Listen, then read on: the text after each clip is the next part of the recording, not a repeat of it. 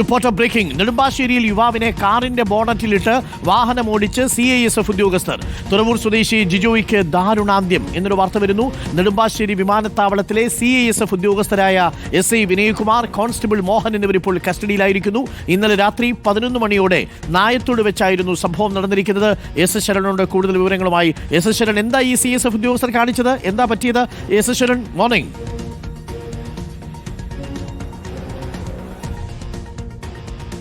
അരുൺകുമാർ, ഇന്നലെ രാത്രി 11 മണിയോട് കൂടിയാണ് ഈ സംഭവം ഉണ്ടായിരിക്കുന്നത്. വാഹനത്തെ സൈഡ് നൽകാത്തതിനെ തുടർന്നുള്ള തർക്കം, അതിന് പിന്നാലെ ഇത്തരത്തിൽ CISF ഉദ്യോഗസ്ഥർ ഈ വാഹനത്തിന് മുകളിൽ ബോണറ്റിൽ ഇട്ടുകൊണ്ട് തന്നെ യുവാവിനെ 1 കിലോമീറ്ററോളം യാത്ര ചെയ്തു എന്നുള്ളതാണ് നമ്മൾ മനസ്സിലാക്കുന്നത്. എന്തായാലും ഏറ്റവും പ്രധാനപ്പെട്ട കാര്യം, ഈ തുറവൂർ സ്വദേശിയായ അങ്കമാലി തുറവൂർ സ്വദേശിയായ ജിജോ മരണമടഞ്ഞിരിക്കുന്നു എന്നുള്ളതാണ്. ഈ 2 CISF ഉദ്യോഗസ്ഥർ ഇപ്പോൾ കസ്റ്റഡിയിലുണ്ട്. ഇതിൽ CISF SI ആയ വിനയകുമാറാണ് വാഹനം ഓടിച്ചിരുന്നത്.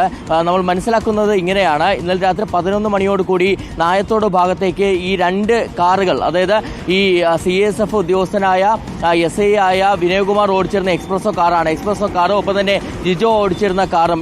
ഇതിൽ ജിജോ ഓടിച്ചിരുന്ന കാറിന് സൈഡ് നൽകിയിരുന്നില്ല ഈ മുന്നിൽ പോരുന്ന വാഹനം. അതോടുകൂടി നായത്തോട് ഭാഗത്ത് വെച്ച് ഇത് ചോദ്യം ചെയ്യുന്നു. വാഹനത്തിൽ നിന്ന് ഇറങ്ങിയ ശേഷം ഈ എന്താണ് സൈഡ് നൽകാത്തതെന്ന് സംബന്ധിച്ചുള്ള ചോദ്യങ്ങൾ ഉന്നയിക്കുന്നു. അങ്ങനെ ഉന്നയിച്ചതോടുകൂടി അതിൽ പ്രകോപിതനായിട്ടാണ് CISF SI വിനയകുമാർ ഇത്തരത്തിൽ ഈ യുവാവിനെ, ജിജോയെ, വാഹനത്തിന്റെ ബോണറ്റിലിട്ട് 1 കിലോമീറ്ററോളം മുന്നോട്ട് പോയത് എന്നുള്ളതാണ് മനസ്സിലാക്കാൻ കഴിഞ്ഞിരിക്കുക. അങ്ങനെ ബോണറ്റിലിട്ട് മുന്നോട്ട് പോയി പിന്നീട് വീണാണ് ഇദ്ദേഹം മരണമടഞ്ഞിരിക്കുന്നത്. ഇദ്ദേഹത്തെ ആശുപത്രിയിൽ പ്രവേശിപ്പിച്ചെങ്കിലും ജീവൻ രക്ഷിക്കാൻ കഴിഞ്ഞിട്ടില്ല. എന്തായാലും 2 ഉദ്യോഗസ്ഥരും ഇപ്പോൾ നെടുമ്പാശ്ശേരി പോലീസിന്റെ കസ്റ്റഡിയിലാണുള്ളത്.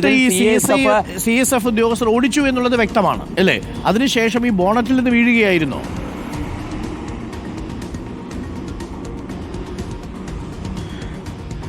1 കിലോമീറ്ററോളം ഇത്തരത്തിൽ ബോണറ്റിലിട്ട് ഓടിക്കുകയായിരുന്നു. അതിനുശേഷം വീണ് പരിക്കേറ്റാണ് മരിച്ചതെന്നുള്ളതാണ് നമുക്ക് മനസ്സിലാക്കാൻ കഴിഞ്ഞിരിക്കുന്നത്. എന്തായാലും അതിന്റെ CCTV ദൃശ്യങ്ങൾ ഇപ്പോൾ പോലീസിന് ലഭിച്ചിട്ടുണ്ട്. CCTV ദൃശ്യങ്ങളിൽ നിന്ന് പോലീസ് ഇക്കാര്യം സ്ഥിരീകരിക്കുകയും ചെയ്തിട്ടുണ്ട്. വലിയ രീതിയിൽ തന്നെ നാട്ടുകാരുടെ പ്രതിഷേധം കൂടി ഇന്നലെ രാത്രി ഉണ്ടായിരുന്നു എന്നുള്ളതാണ് നമ്മൾ മനസ്സിലാക്കുന്നത്. നായത്തോട് ഭാഗത്ത് വെച്ച് ഇത്തരത്തിൽ ഏകദേശം 1 കിലോമീറ്ററോളം ബോണറ്റിലിട്ട് യുവാവുമായിട്ട് വാഹനം മുന്നോട്ട് പോകുന്നു. അപ്പോൾ തന്നെ നാട്ടുകാർ അതിനെ വലിയ രീതിയിൽ തന്നെ ചോദ്യം ചെയ്തുകൊണ്ടുള്ള പ്രതിഷേധം. ഇതിനിടയിലാണ് ഈ തുറവൂർ സ്വദേശിയായ ജിജോ മരിച്ചിരിക്കുന്നത്. ഇദ്ദേഹത്തെ ആശുപത്രിയിൽ പ്രവേശിപ്പിച്ചെങ്കിലും ജീവൻ രക്ഷിക്കാൻ കഴിഞ്ഞിട്ടില്ല. എന്തായാലും ഇതിൽ അതീവ ഗൗരവതരമായിട്ടുള്ള കാര്യമാണ്. കാരണം നെടുമ്പാശ്ശേരി വിമാനത്താവളത്തിലെ 2 പ്രധാനപ്പെട്ട ഉദ്യോഗസ്ഥരാണ്, CISF ഉദ്യോഗസ്ഥരാണ്. SIയും കോൺസ്റ്റബിളുമാണ് കസ്റ്റഡിയിലായിരിക്കുന്നത്. ഈ 2 പേരും വാഹനത്തിൽ എക്സ്പ്രസോ കാറിൽ വരികയായിരുന്നു. ഇതിനിടയിലാണ് ഈ സംഭവം ഉണ്ടായിരിക്കുന്നത്. എന്തായാലും CISF SI ആയ വിനയകുമാറാണ് വാഹനം ഓടിച്ചതെന്നുള്ളതാണ് നമുക്ക് മനസ്സിലാക്കാൻ കഴിഞ്ഞിരിക്കുന്നത്. ഇയാൾ മദ്യപിച്ചിരുന്നു എന്നടക്കം